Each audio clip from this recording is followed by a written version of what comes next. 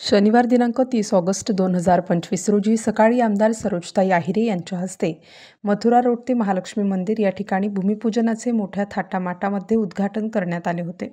उद्घाटन झाल्यानंतर त्या ठिकाणी कामाची सुरुवात देखील झाली, पण काही दिवसातच त्या ठिकाणी काम बंद पडले।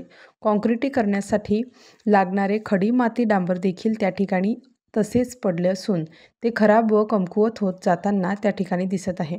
काम लवकरात लवकर चालू करण्याची मागणी येथील नागरिक करत आहेत। स्थानिक नागरिकांनी त्या ठिकाणी पाठपुरावा करून विचारणा करण्याचा प्रयत्न केला असता तांत्रिक अडचणीचे कारण देऊन ते काम बंद असल्याचे सांगण्यात आले। गेल्या 4 महिन्यांपासून तेथील स्थानिक नागरिक हे रस्ता केव्हा बनणार याच्या प्रतीक्षेत बसलेले आहेत।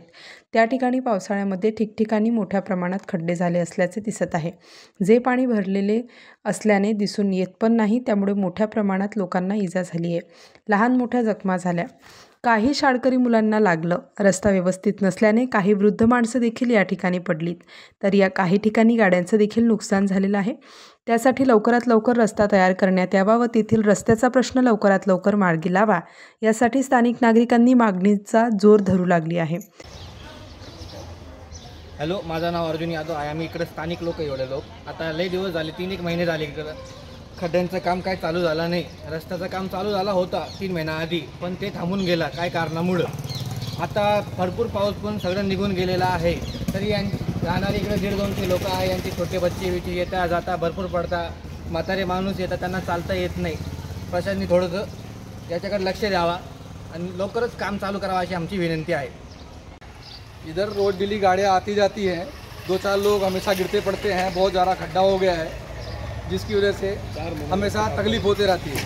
रोज डेली कोई ना कोई गाड़ी एक्सीडेंट होता ही है, कोई बच्चा जाता है उसके ऊपर गिर जाता है, कैसे न कैसे हो ही जाता है। 4 महीने से पहले रास्ता चालू हुआ था, फिर वापस बंद हो गया। सरोजताई ने चालू करवाया था, उसके बाद फिर वापस स्टॉप हो गया, तब से चालू नहीं हुआ। हमारी इच्छा है कि वो जल्दी से जल्दी बने। पावसाच्या पाण्याने आधीच खड्डे पडलेले आहे आणि त्यात मोठ्या गाड्या जाऊन आणून खड्डे झाले, पाईपलाईन फुटले, गटारचं पाणी सगळं साचू लागले, मुलांना आजार पसरले सगळं। त्याच्यामुळे रस्त्याची कामं लवकर करण्याचं आंदोलन करण्यात येईल। बोल। गाड्या घोड्यांचं नुकसान होतं, वृद्ध व्यक्तींना जाण्या येण्यासाठी अडचण येते, महिलांना डबल शीट गाडी घेऊन जाता येत नाही आहे, म्हातारे व्यक्ती गाड्यांवरून पडतात वगैरे। त्यासाठी आम्हाला लवकरात लवकर रस्ता पूर्ण करून द्या, नाही तर आम्ही ठिय्या आंदोलन करू। 4 महिन्यापूर्वी सरोजताईंनी उद्घाटन केलं रस्त्याचं।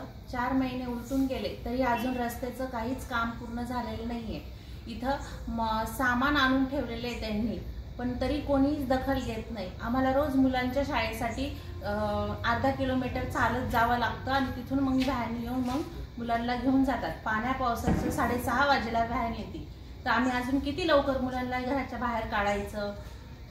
रोज रोज म्हणजे बिबट्याची पण भीती, रस्ता नाही, व्हॅन आमच्या दारापुढे येत नाही। रोज म्हणजे सरोजताईंना कंप्लेंट करून सुद्धा आमचा रस्ता होत नाहीये।